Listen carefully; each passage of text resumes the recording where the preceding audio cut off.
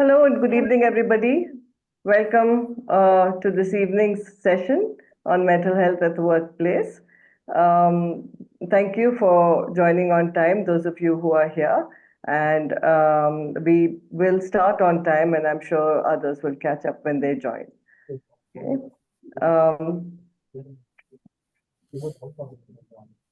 For those of you who are not familiar with Mind Matters, we are the National HRD Network's initiative to address awareness and some education around mental health. Okay, primarily around the workplace, but also in our personal lives. We are entirely volunteer driven by members of the National HRD Network. I am Devika Dalbaraj, and while much of my career has been in HR, I have been trying to understand and promote awareness around mental health for the past 7 or 8 years. Yeah. Today, it's my privilege to moderate today's session with Susan Fanning and Sunita Wazir. We are really fortunate to have them with us today, two very experienced and much respected professionals who are willing to share their learnings with us. Okay.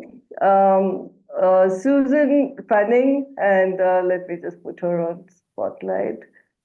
Uh, Susan is the head of Wellbeing Solutions APAC at Aon. She has a 25-year career spanning commercial leadership roles in healthcare, financial services across countries, okay, across Europe, Asia, Africa. Susan's also a fellow of the Institute of Actuaries, and she holds an MBA from INSEAD.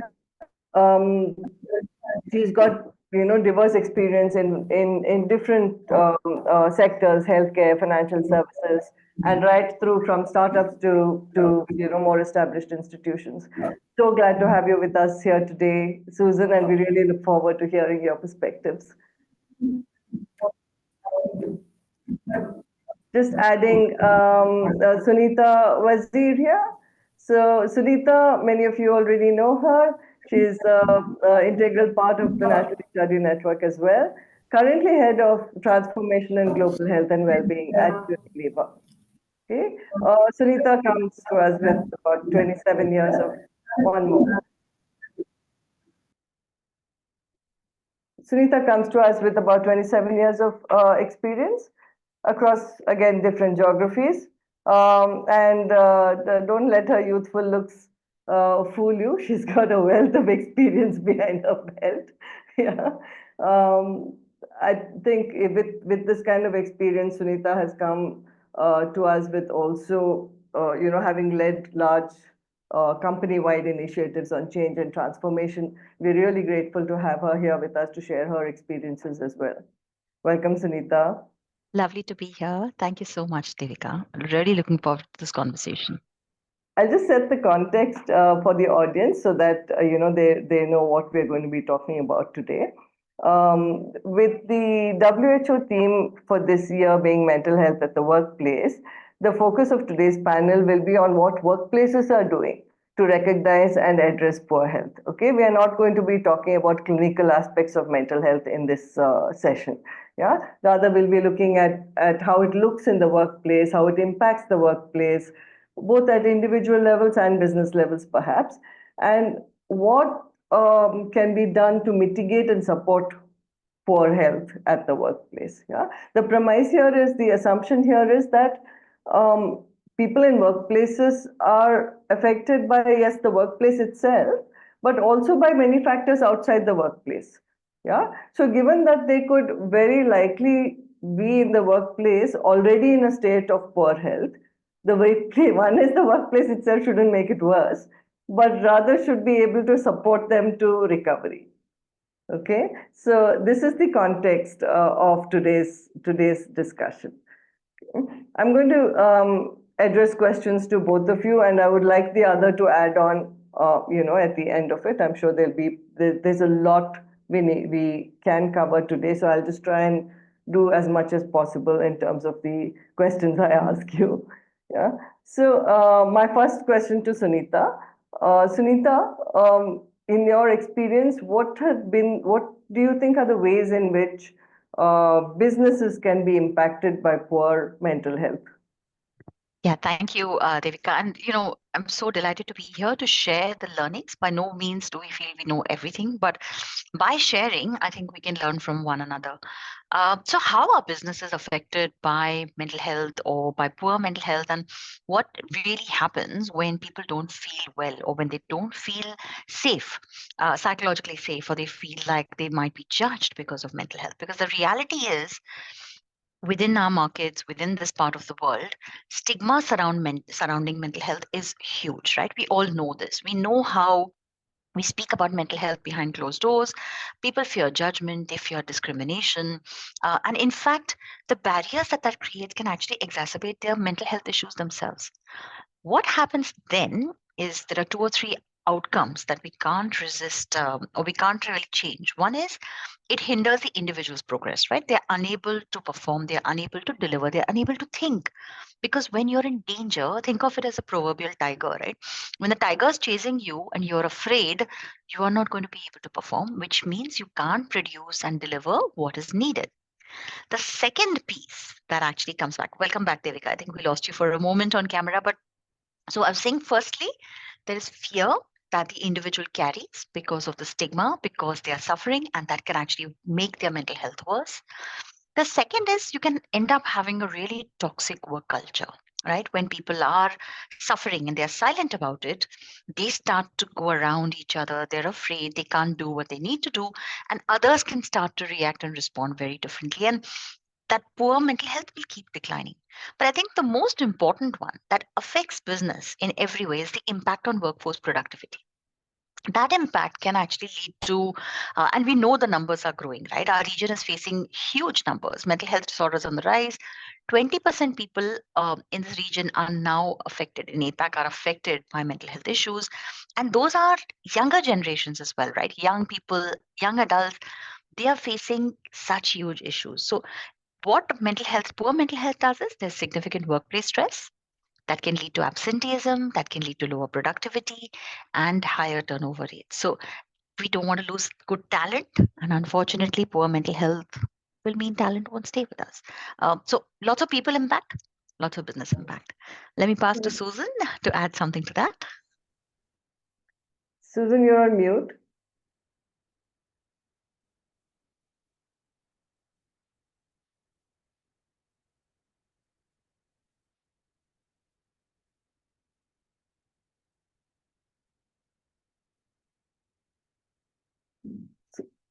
Yeah.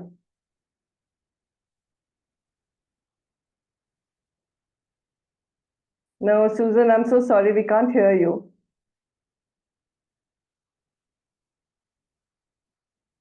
No, can't hear you at all. Can I come back to you, Sunita, to fill in while that the audio thing gets fixed?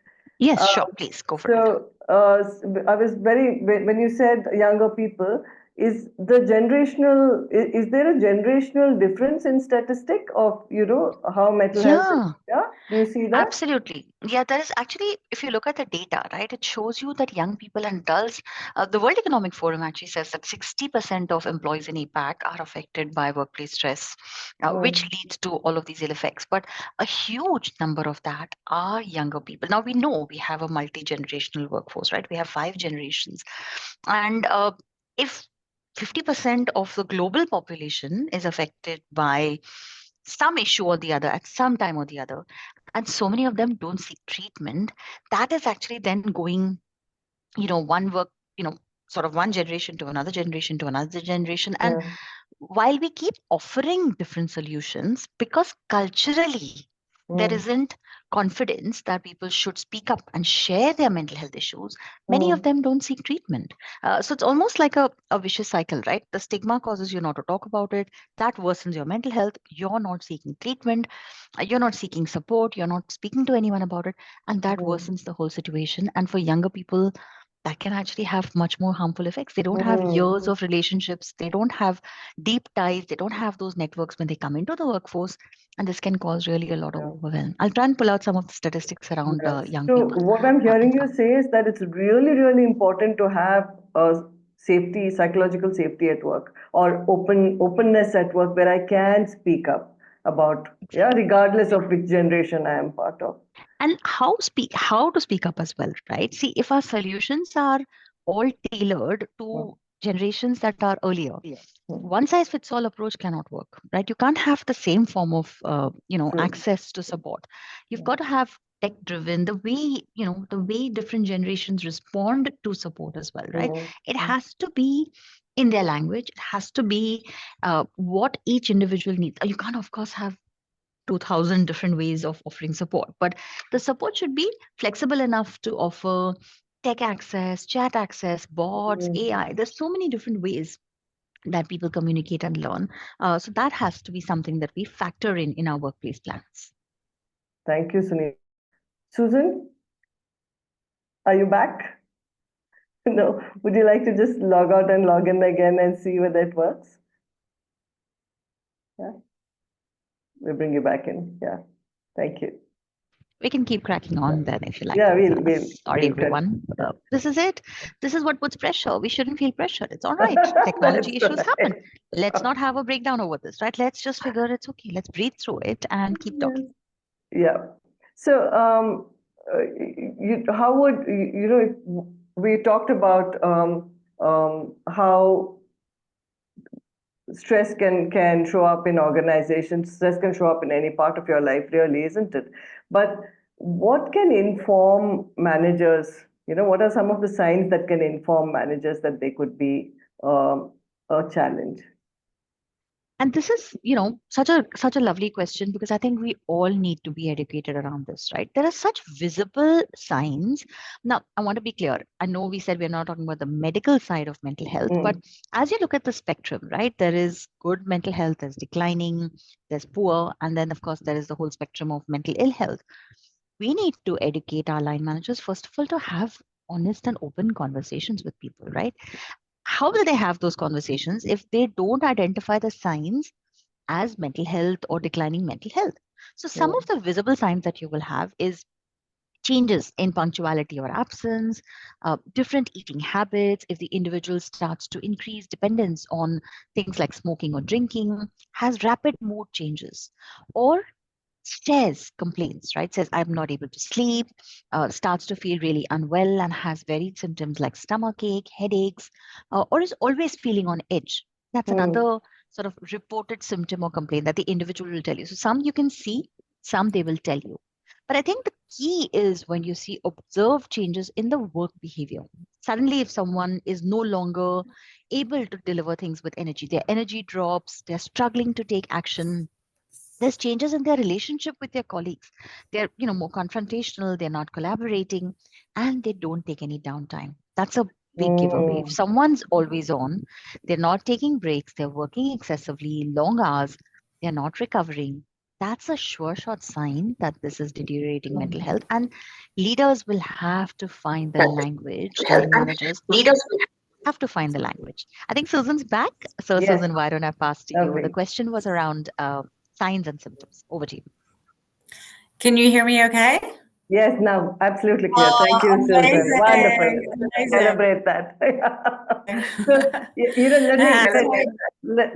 what we were talking about is what are some of the signs that can tell colleagues and managers that somebody could be having a mental health challenge.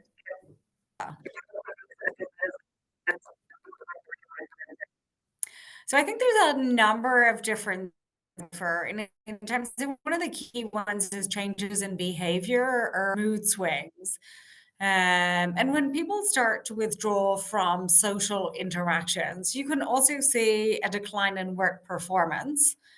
You might also, in terms of physical symptoms, like people might be tired, they might have headaches, they might actually be getting sick more often. And they might be ignoring these symptoms because of stigma is a huge issue within here. And in terms of stigma comes in many different ways. There's the stigma where we don't want to admit to ourselves that we have a problem. There's the stigma where we don't want to admit to family or friends, and also the stigma in the workplace. And because of the personal stigma, in terms of many people are really uncomfortable talking. Do you think the stigma is why it is often Sorry, go ignored? ahead. Do you think the stigma is why it is often ignored until it could become a crisis?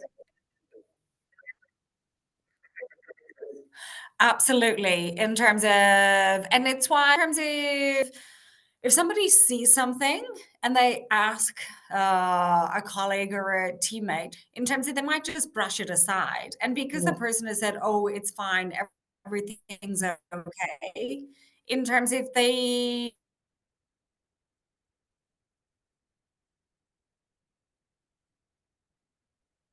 No, just often don't feel comfortable to delve deeper in terms of people feel safe and in terms of Sunita was referring to this in terms of the psychological safety because many people fear that if they discuss their mental health concerns or issues in the workplace, so it's really important to ensure that somebody has that space where they can talk about it. So having regular check-ins and creating that culture of empathy is really important.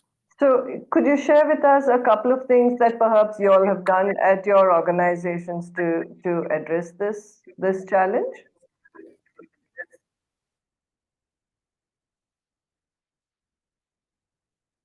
Sure. I think Susan, I can't hear Susan, so I'm No, going to I go think she's on. frozen. I'm so Yes, sorry. please. Yeah, Susan's not there. So really sorry, Susan, if you started, but let me jump in because we can't hear you. So there's a number of things that workplaces have started doing, Devika, and we know that these are initiatives that go across sort of workplace stress and mental health initiatives. There's a lot of digital mental health solutions that companies offer, and then there is, of course, physical health support, which is also so closely tied, right? We can't separate the two. We can't separate mental health and physical health because there is always a intrinsic impact that mental health has on your physicality. If you are feeling low and blue, you're going to feel some physical symptoms, and equally, if you have a severe backache or headache, your mental health is going to be a little lower. Your emotional energy is going to decline. The programs that we run are primarily those that address solutions for individuals, for teams, and for organizational health, because it's important to think about different solutions. For individuals, we offer things like our employee assistance program, 24/7 access, completely confidential, anonymous, external expert support that people can turn to anytime, anywhere. And this is that key, right? I was saying anytime, anywhere support. You're traveling on a sales call, you're somewhere in a small rural part of the world, and you feel the stress and anxiety building up in the middle of the night. You need to be able to reach the helpline, whether it's via chat, whether it's via call. It's important to offer solutions with many different ways of access because technology doesn't work But everywhere. We are seeing it's that right now. important for me to know also that this is available and how to reach it. Exactly. Exactly. So making it available, but then also ongoing communications. Yeah. Every single message has to be about how easy it is, but the fact that it's confidential because people fear discrimination at work, right? So have the EAP, but then communicate that it's completely private. It's between you and the expert, and you can talk to them about work life. We also do a lot of mental health training. That's a little more proactive. EAP would be when people are in a situation, but mental health training is something that they can turn to when they need to get the support that they need, right? So, ongoing mental health training, which they can log into short, sharp. You can't have like 3-4 hour trainings anymore. It's got to be under 30 minutes. It's got to be impactful. It's got to give you what do I do? So We is need to that have that for mandatory, Sunita? Is that mandatory or voluntary? none of these are mandatory, of course. They're all voluntary, but you can always recommend it. Leaders recommend it to their teams, specifically when someone in the team is having a challenge. It's important to recommend it. So, easy access, digital tools, in-person trainings, provocative conversations. Those are all part of the trainings that we offer. Again, we offer it for all employees, we offer it for peers, and we offer it for leaders. And I think the part that I love the most is things like our ambassadors community, mental health champions. We've talked about this in the past, Devika. Yeah. We've trained 4,500 people as mental health champions since the pandemic, and And that's what all sort of voluntary. that 4,500 is what sort of percentage for the population? Well, it's out of the 52,000 people who are in So sort of in about our 10%. office base. Yeah, they volunteered, and we of course Right. have the program also running in our factory. So it's beautiful, right? it's a fact people want to help one another. Peer support can be such an enabler because one, Yeah. it builds the individual's own muscle around mental health, but two, it also gives the support that everyone else No, needs, right? So absolutely. it's That I'm not alone in this. Yes, absolutely. exactly. So that's one set of sort of mental health workplace stress initiatives. The other one Yeah. is, of course, digital tools, and digital tools, of course, have their own limitations. We'll talk more in detail Yeah, about we'll that. talk about that in a bit. And the third is, of course, just offering ability to track, right? How do you track all of this, right? So how do you measure what's going on? So we have these internal assessments. We have this beautiful tool called Team Energy tool with a leader, which a leader can initiate. That's where the org health piece comes in. Leader can initiate it. 30,000 plus, 30,000 some 100 people within Unilever have already taken these assessments, and Okay. the team gets to understand the dynamics at play. So different tools that serve different needs, but it's important to have a variety. Variety of them, yeah. So, Susan, thank you so much, Sunita. Susan, if you could share some of what you do at Aon as well in terms of, you know, what I would like to hear is what did you all need to do to get to where you are now, to this level of maturity in this space, and what were, you know, some of the early challenges perhaps that you all faced, and how did you get past that? Sure. And so maybe I'll talk in terms of less from an Aon perspective, but more in terms of from what we see in the industry and a lot of our clients in terms of, I can definitely share some about Aon too. Yeah. In terms of what we see at a lot of companies is that it starts with, in terms of running some education and awareness sessions.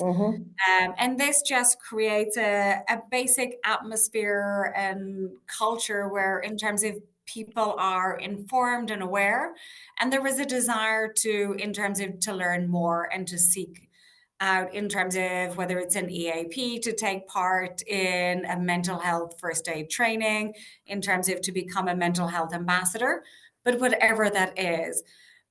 But by running those education and awareness sessions, people get a common language. And if you're running those on a regular basis, in terms of it creates a sense of familiarity and consistency. It's really important to do things on a regular basis. So then what we see is that for companies, if they've been doing that, in terms of they will then look at EAP, in terms of they will look at, in terms of running surveys. And in terms of this really helps to be able to understand what, in terms of not just what the issues are, but what people's motivations to do things about them are, in terms of, because often we will know that something's not quite right, in terms of, I know I should sleep more. I know I should go to bed earlier. I know I should eat healthier. I know I shouldn't just eat carbs in terms of for breakfast, lunch, and dinner, but sometimes I do it.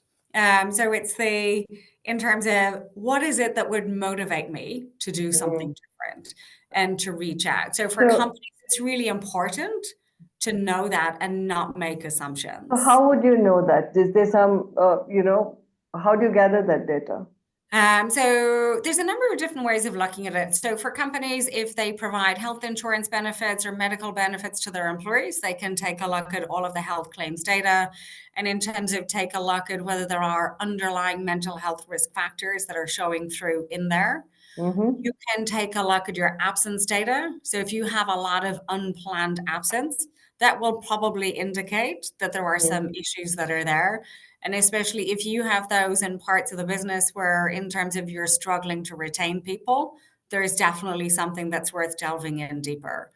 And in terms of one of my favorites, and most organizations have survey fatigue, so they're always reluctant to do it as a kind of first step, is to do a survey and ask people. And I think one of the reasons that there's survey fatigue is because people get asked questions in a survey and they don't see the follow-up. If you're going to ask people, what do they want? What are they feeling? You have to be ready to act on it. It's not enough to just ask. Yes, thank you. That's really important. You know, I attended a webinar just this afternoon, run by IMD at Lausanne with Professor Anand Narasimhan running it, and it was on well-being at the workplace. And one of the things he said was that companies have such a plethora of initiatives being offered that sometimes it's one, affordability of the organization. Yeah. Both your organizations have the muscle to lift that portfolio of initiatives, I guess, but many do not. So then, for organizations to decide what to offer, you said, through surveys and to understand what it is that people really need. But he said something really interesting, and I wanted both of you to give your perspective on that. He said that this portfolio of initiatives, we need to link it to the company's purpose and to people's strategy. Yeah. So these are big words, but if you could break it down for us in terms of what does that mean? How do we do that? Sure. In terms of, Sunita, maybe I'll go first. Yeah, of course. Go for it. One of the, you're right, and especially since COVID, companies put so many different things in place. So in terms of knowing whether you've got the right things, what have you got versus what others have got, are you doing the basics? It's really challenging for organizations. Because you never feel like you're doing enough, no matter how much you have. So one of the tools that we've developed is a benchmarking tool that allows organizations to be able to benchmark their mental health strategy, policies, and programs. And we developed it in conjunction with TELUS Health, who a lot of companies and people attending might know from EAP. And there's about 50 questions in it. It takes 20 to 40 minutes to complete, and it benchmarks what you've got in your organization against 4 key pillars. So do you meet the basics of mental health in terms of policy? And so there's 5 key policies that you would expect for every organization to have in place. So do you have those or not? So in terms of that compliance aspect. Then in terms of, there's about 25 questions, which takes a look at in terms of a lot of the basic foundations that are in place. And do you have those or not? In terms of, as we all know, having a policy, having a program is one thing. Does anybody know about it? And is anybody using it? So what is the programming like? How effective is that? In terms of, are you looking at reports? Are you looking at data? In terms of, you asked an amazing question about trainings as to whether were they mandatory or voluntary. In terms of all of these things are key in terms of how your programming is going within your organization. And then the last layer of it is the culture of the organization. So in your company purpose and mission, is mental health in there? When you take a look at the values in your organization, in terms of, do your leaders walk the walk? Do they talk the talk? In terms of, is there somebody in your executive on your board who's got mental health as a KPI? So in terms of all of these things, but there's layers in terms of, in every company has to start somewhere. So it's you start with building a foundation. Because if you start with in terms of, we're going to make sure we've linked everything to our, in terms of company purpose and mission, but you don't have the foundation blocks in place, it's not going to be sustainable. It's not going to be consistent. So in terms of, you have to, in terms of slowly, piece by piece, and in terms of, for every company, they're making decisions all of the time, and they're making the right decisions at that moment in time. There's no good or bad decision. There's no good or bad score when you go through something like this. There's just the decisions that you made that were right for your company at that time. Devika, you're mute now. Now you're on mute. Sorry. Thank you so much, Susan. Sunita, if you could tell us some of the early challenges that perhaps, I feel that companies which are more mature in this space now might have forgotten what it was like when they were struggling in the beginning. But many organizations are at that basic level now. So if you could help them gain a little courage in terms of, how to Very happy to. And you don't forget the early lessons, right? When you start the program, trust me, I still feel the wounds. So it's not very forgotten.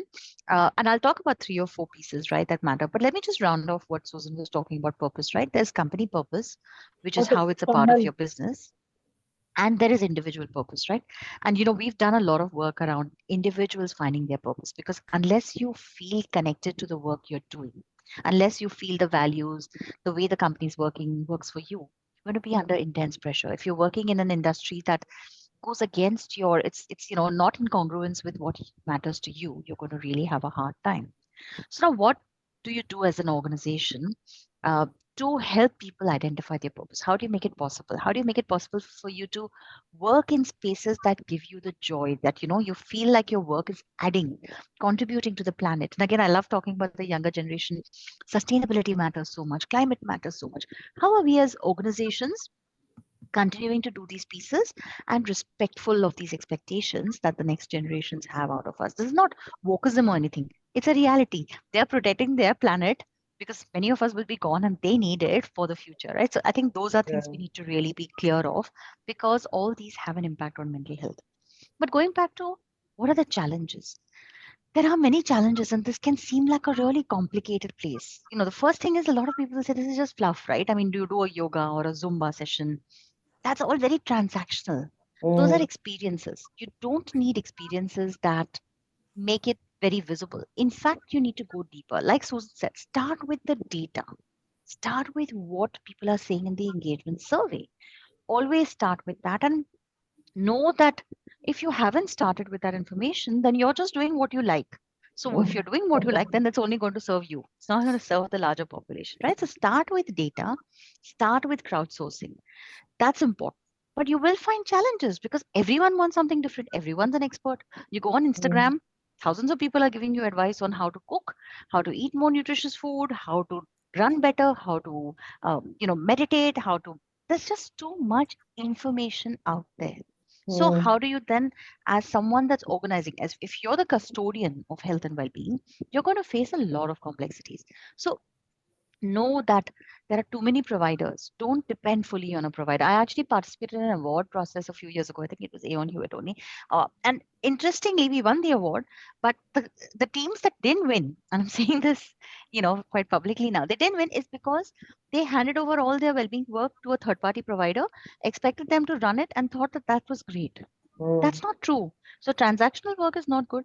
Leaving it to vendors is not good because vendors don't know your people. They don't know your talent. They don't know what drives them. They don't know your culture. You could also have a lot of policies and processes, but another challenge is what is the way people work? Culture anytime beats policies and processes, right? So if people are not on board with the policies and processes, it's not going to work. So it's really important to triangulate the three. Educate everyone on what you're offering and why you're offering it. So continuous education for leaders, lots of stories. I love leaders that share their stories of vulnerability. We often mix it up. We see vulnerability as a weakness because that's how we are wired. But we have to see vulnerability as a strength because the fact that you're admitting something is going wrong is something to be celebrated. So banishing those mindsets, knowing that there are too many partners and vendors out there, choose ones that will last. I'm not trying to bash startups, but there's so many that will offer you something that works for their business, but it doesn't necessarily work for your business. So challenge, ask questions. So what you're saying is do your own homework for your own organization and don't leave it to others to just tell you what is good for your business. You Yes, do your own absolutely. work. So one key challenge is in India, right? So many languages, so many regional nuances. So when I started to work in India, I had to customize everything. I had to translate. I had to find providers that were offering multilingual services. There weren't counselors in the remote areas. There wasn't enough support available. There wasn't enough education available. I'm talking about 9 years ago. Today, all of that is available. Reach out in networks and ask. The NHRDN is one such network that has a lot of resources, but also experts like Devika and Geeta. There's just so many people that have immersed their lives in this. Take the help you're getting rather than trying to find that unique one-time experience. You might spend lots and lots of your budget on a one-time experience. Don't do that. Look for transformational work rather than transactional. So challenges are there. One last challenge I want to talk about. I know I'm a little out of time on this question, but metrics, measure. If you keep doing things, it's only an input metric, right? You ran 50 sessions, 3,000 people attended it. That's of no point. You want output metrics. What was the shift in productivity? What was the shift in absenteeism? Is there some core ROI that you can unpack and make sure you build your measurement right? The mistakes we made earlier on is we started rolling out programs, but we did not keep a tight grip on what was the impact. And so we just didn't know. We saw great results. We saw engagement scores going up, but we didn't know what was the business impact. Business is not going to fund you if you don't have a business impact. So know that you need to have a very clear plan. What Thanks, you measure, yeah, have is to what treasure. you Yeah, can't otherwise it measure. won't You get can't done. manage it otherwise. Can't manage what you can't measure. Yeah, Mhm.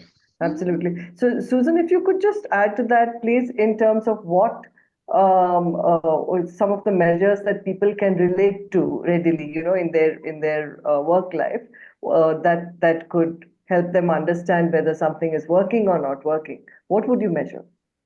Sure. So in terms of, if you have an EAP, look at the utilization. But in terms of, also take a look at, in terms of how that's, and in terms of for how long you've had it as well. And in terms of when you're taking a look at the numbers, in terms of see what else you can do to be able to boost those. In terms of absence data is a great one. And in terms of, and not all absence is the same. Unplanned absence, and in terms of people making last minute absence requests, is a great indicator of what's there. As Sunita said, if you have performance data, if you have productivity data, in terms of, and that will depend on what industry you're in, as to in terms of how are you collecting KPIs and data and information on how people are performing. So if you see movements in those, again, that will be an indicator of issues that are there. In terms of, we also at Aon, we spend a lot of time taking a look at health insurance claims data. And in terms of, we have introduced a new lens through which we look at it, because there's only so many times you can hear somebody say, in terms of, oh yeah, we hear people talk about mental health, but we have EAP and no one uses it, so actually everything is fine. So we take a look at in terms of the underlying health data, and in terms of take a look at the disease types, the condition types, and what are the underlying risk factors for those. And what we've been able to identify is that up to 25% of inpatient claims and 12% of outpatient claims can have mental health as an underlying driver or cause of it. So if you think about something like irritable bowel syndrome, we now have moved from 25 years ago, where it was they don't tell somebody you've got IBS because they'll think you're crazy, to in terms of a growing recognition of the connection between microbiomes in our gut and our brain health. So in terms of, that's well understood.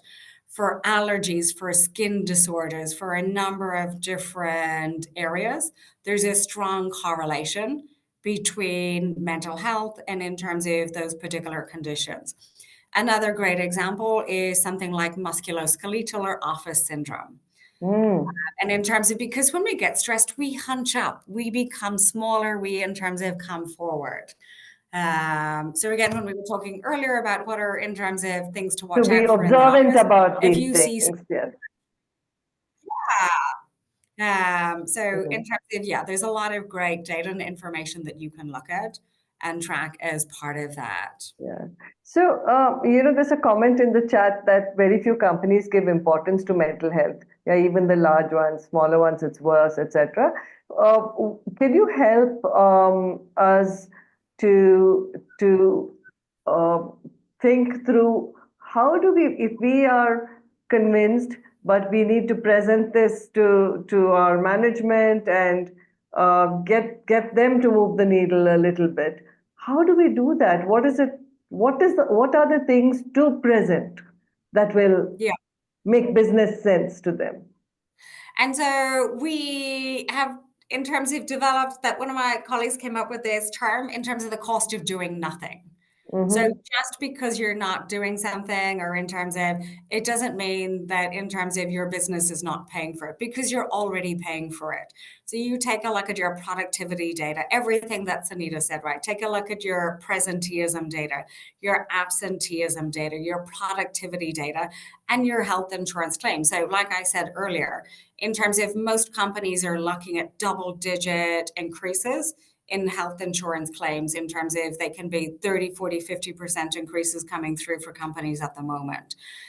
And if 25% of your inpatient claims and 12% of your outpatient claims have mental health as an underlying cause, you're already paying the cost. So in terms of now is the time to actually really focus in on what are you doing about it. The relationship between, in terms of mental health and physical health, is incredibly strong in terms of there is no health without mental health. Yeah, but business leaders, when you talk to them, nobody's going They're to, interested in profits. going to forfeit their profitability, right? You're Yeah. saying investment in mental health, my short-term profitability, you might say long-term profitability and all that. But how do you pitch it to them if it means lower margins in the immediate future? I'd say you should also marry the external research, right? So for all the right reasons, Susan's talked about what's happening internally, but look at what's available externally. Like Oxford University has done a brilliant research along with Indeed, and they have, these millions of data points. But it also shows that where workplace well-being is higher, profits are higher in organizations. It's a very clear. So do a search of the externally available research and literature. There is compelling stories out there which shows that when you are investing in people's well-being, profitability will go up. Now, profitability is what every senior leader wants, right? But also then simple statistics like return on investment. You want to show that for the amount that you spend in education, in programming, in digital tools, in telehealth, in investing in nutritious food, that many absentee days have reduced. That much productivity enhancement has happened. That much retention has happened. We've done a lot of research. This last couple of years, I mentioned this to you, Devika, we've done a lot of work around psychological safety. And again, we've seen the data. People who feel psychologically safe usually tend to have better performance. You have to always say usually because research has to be statistically significant enough.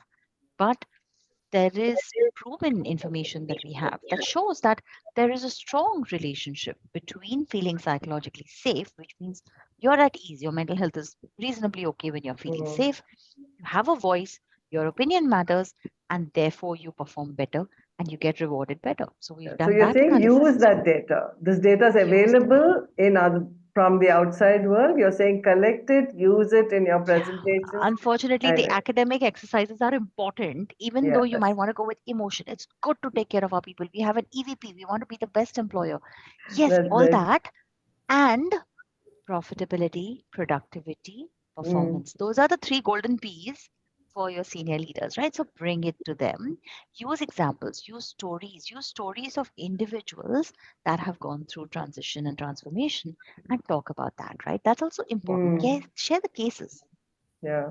So when we talk mental health, usually the initiatives come down to your DEI and the sort of initiatives, right? But business units and business leaders and heads of business units, they I feel that they see this as soft aspects, yeah. But are there some um, harder aspects that we can present to them, saying that this can impact if you do this in your division or in your unit, it will impact better mental health at work, other than the fuzzy stuff that they are Yeah. wary about. Yeah. Often, that's it, right? We get clubbed. The good stuff, the expertise stuff gets clubbed together. So Mm, DEI, well-being, mental health, all of them tend to be together. I think we need to rely on other partnerships, right? We need to talk to our talent teams. We need to talk to leadership development. We want to make sure that the kind of trainings we design, the kind of information we share is very much supporting people in improving their mm, skills. We're part of the whole potential enhancement, right? So it has to be that we are marrying our work with across the different pieces. Now, the individual, you look at them as the persona, right? They need the skills, they need the right workplace, sort of mhm, good work, they need mm. the right workplace, and then they need to be able to perform with, good team dynamics and so on and so forth. Yeah. So it's not only about us working, if we are on a citadel alone, we're going to be left there alone. We'll be Yeah. just floating by ourselves. We've got to True. marry with the other functions. We've got to marry the business. We've got to find those relationships, find Yeah. the leadership, find the Yeah. opportunity to bring these ideas around health and well-being and psychological safety alive Mm. within the way we work, right? It has to be a part of the performance systems. So I'm Otherwise, you're hearing not. you say, you and Susan, I'm hearing you all say data, data, data, data, data. Use that data to pitch your to make your pitch, and use data also to look at movement for whatever initiatives you're doing. Correct? Um, Correct. so there's a lot of talk around AI and technology and how it, how mental health is using technology now to do various things. So, Susan, could you talk to us a little bit about how, what have you seen? How has technology been used to leverage better mental health initiatives? Sure. In terms of there's a lot of great applications that have come on the market in recent years. And in terms of India in particular has in terms of an amazing landscape of startups. And so what this does is it helps to, in terms of make access to mental health accessible and convenient. So employees can get resources anytime, anywhere. It can also help to personalize the support that's available. So it can help people to track their mood in terms of provide customized coping strategies and for many organizations and large organizations, it allows them to be able to scale their mental health initiatives, especially in somewhere like India. You can have employees in very different places. And in terms of trying to provide support to an employee who's in a tier 1 city versus a tier 4 city, in terms of you want to ensure that you're providing equity. So in terms of technology allows you to be able to do that and ensure that everyone gets access to in terms of the same solutions that are there. In terms of we're coming back to data. So if you've got technology, you're collecting data as a result of it. So not in terms of personally identifiable data for individuals, but it allows you to be able to get a sense of what's going on in your population. And in terms of can provide really valuable insights into not, as Sunita said, what's going on external in the organization, but what's your organization and what are the areas of concern for your employees? It also allows people to be able to access support on an anonymized basis. In terms of lots of companies will, in terms of have a psychologist or psychiatrist on site, and they can tell you the names of everyone who goes in and out of the room. Nobody wants that. Or in terms of some people do. And it's great in terms of that organizations provide that and that people are happy doing it. Sometimes for people, in terms of they want to be able to, in terms of be more anonymous, in terms of So stigma. have either of you experienced or experimented with chatbots for this purpose? I know that companies are. Have you experienced it, and do you have an opinion? In terms of, I think as a starter for 10, it's a really good thing because oftentimes something is better than nothing, but in terms of put some guardrails around it. And in terms of ensure that people know this is not a diagnosis because you're not getting diagnosed. You can do a check-in and you can get access to in terms of some support. But again, it's not a diagnosis. It should ultimately point you in terms of be able to pick up on signals and point you in the direction of somebody that you can speak to, or in terms of highlight to a manager if somebody needs emergency care, if there's a threat to life that exists. Oh, Yeah. that's a great point. Yeah, thank you, I want Susan. to just add to that, Devika. While, for an individual, talking to an technology piece might be more frustrating, right? Because it's not reactive, it's not interactive, and bots don't necessarily, they will sort of work with what they have been fed in. One area where this can be really useful, technology and digital tools, is for leaders, right? When leaders are dealing with someone else, so supporting not yourself, helping yourself, helping others. When you're helping others, sometimes leaders don't know how to have a conversation with someone that's feeling emotional, that's having trouble, facing redundancy, having to deal with loss, grief. Yes, It's a yes. great way to use a bot to say, hey, what do I do? How do I? We've actually seen some providers that are working with us. They've offered us access. Of course, getting AI through internal approvals for large organizations is a hard bit. That gives Mm, you mental health issues and anxiety. yes. When you're trying to solve this, privacy is important. And I want to remind everybody this, right? We may think privacy is hard, but protecting people's privacy and identity is such a crucial part of our jobs as health and well-being experts. Maintaining confidentiality, not talking about mental health loosely. The coffee machine conversations are the ones that actually cause the biggest harm to mental health, right? So Mhm. again, when you're using data from technology and apps, you've got to invest a lot in the data privacy. That's worth the hard work. That's worth the months. It takes months at times to convince our own technology people that we want to solve something, right? So Mhm. be stringent about that. Don't give in if there's a flyby startup. Don't give in. You have to protect people's identity. We know data leaks are a reality. So it's a bit of a dichotomy. Mm. You use AI. Of course, we use AI for dashboards all the time. Uh, Fantastic, ready now dashboards that tell you moods, mental health programs, how people are using them, how each of these, trends are going. So you don't have to wait for the once a year pulse survey, right? You can get to know immediately how the organization is Yeah. rating stuff. So So be use judicious, you're saying. Be judicious, judicious. exactly. Be Yeah. judicious, be cautious, be paranoid about privacy. I Yeah. would say that's important. That's great. Okay. Okay. So we are near closing time. So I'm going to just ask you all a couple more questions, and then we'll open it up to the audience. Yeah.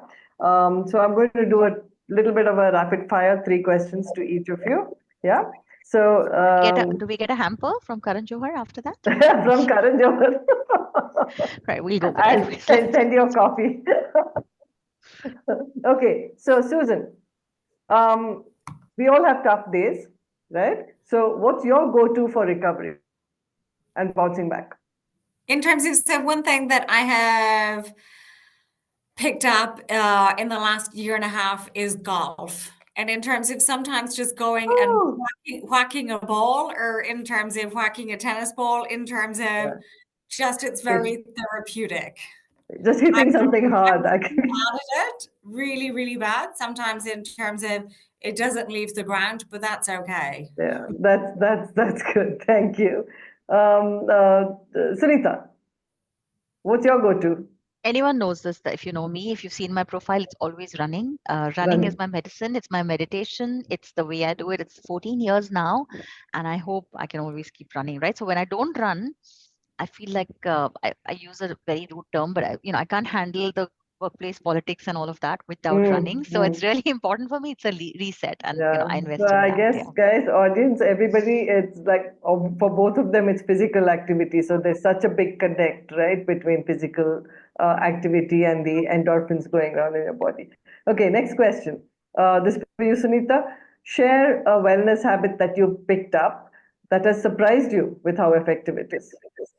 Yeah, I think the one habit that I have, which I fell in love with at some point, because I used to be a night bird in my earlier career because I was working with the US and everything.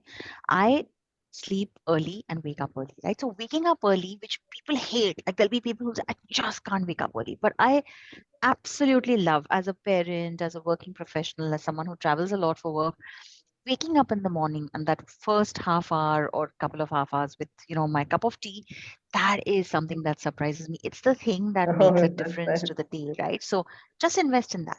Do it. Okay, great. Susan, what's your something that you picked up that surprised you? Pottery, doing ceramics, which I never thought I was creative. I never thought I was good at kind of crafty things. And the thing that I love is that generally, in terms of from getting to the studio to leaving, it's 3 to 4 hours. And it's 3 to 4 hours that I haven't looked at my phone. Because if you try Oh, to, in terms of look at your phone with clay in your wonderful. in That's terms of it's wonderful. not going to go well. And Yeah. it's incredible to in terms of I don't even think about anything else that's going on. Yeah. That's great. Last question.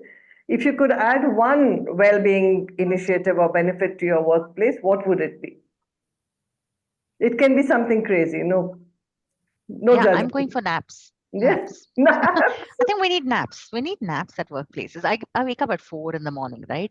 I could do with a nap around 3 o'clock in the afternoon before my teeth. So I I would love say it. if there's one thing, I would say, 20-minute Naps. naps I is the think you have one a thing we big all fan need. following on that. Yeah, I think we need that. Susan? So mine is, there's a company that I met in the Philippines and I wanted to join them on the spot What did because they do?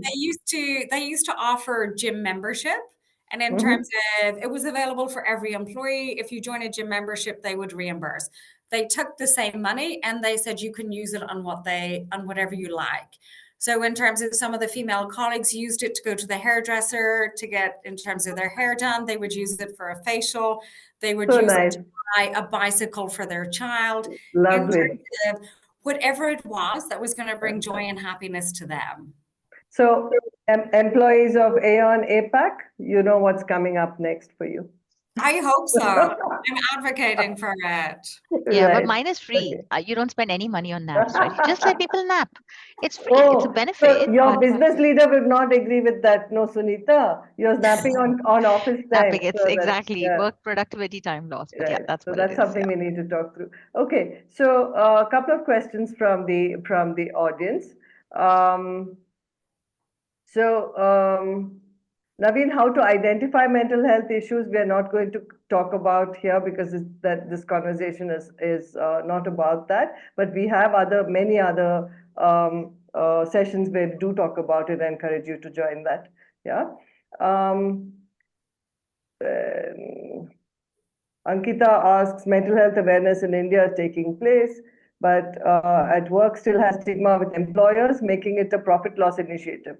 How, as an HR professional, would you encourage management to ensure making EAP service a necessity? I think they answered that, Ankita, in terms of data. You need to collect enough data to make I that. want to add one. I want to add one nuance to it as well, Devika, if I may. And Ankita, it's a very grim one, but I faced this, right? I faced having a lot of opposition in early years to the spend, right? Because you're spending per employee per month, and then 3, 5, 7% people are using this, right? So companies feel like, why would I pay for 7, 8,000, 10,000 employees or 500 employees and only 5% use it, right? And the math doesn't make sense, even though EAP providers charge you low.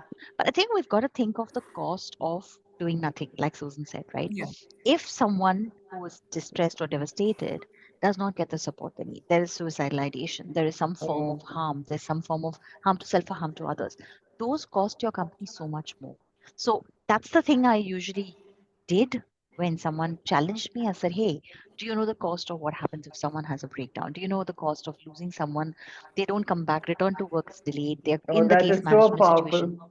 right? That's So so really, powerful. really important to bring out these facts that the cost of leaving it unaddressed is far bigger.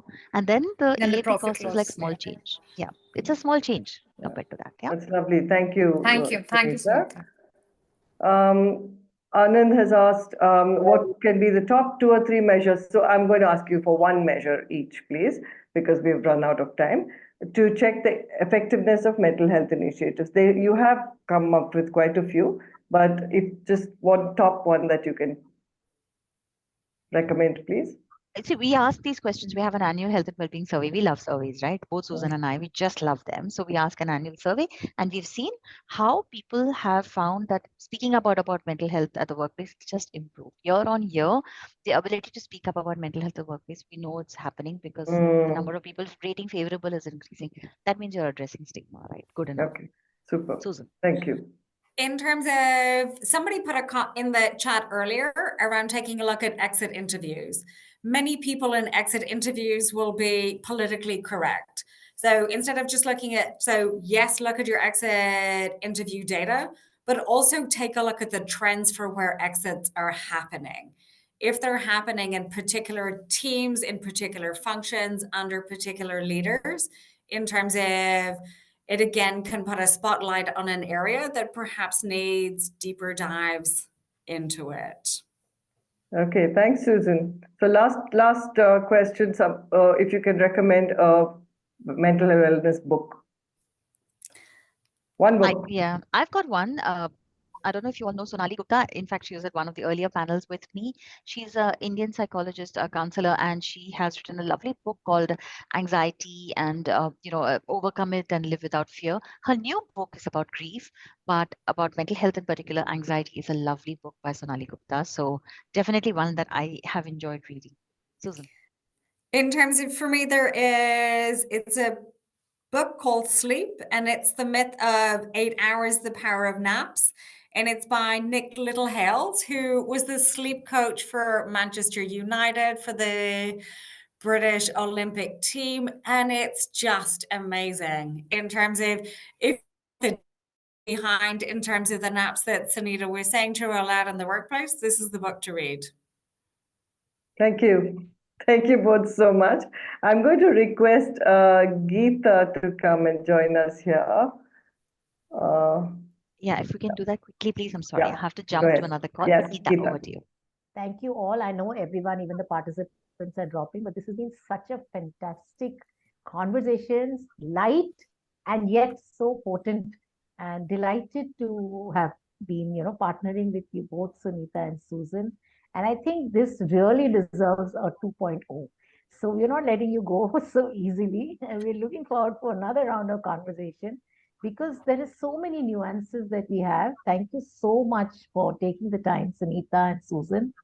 Thank you, NHRDN, Devika, Shuchi, for putting this together.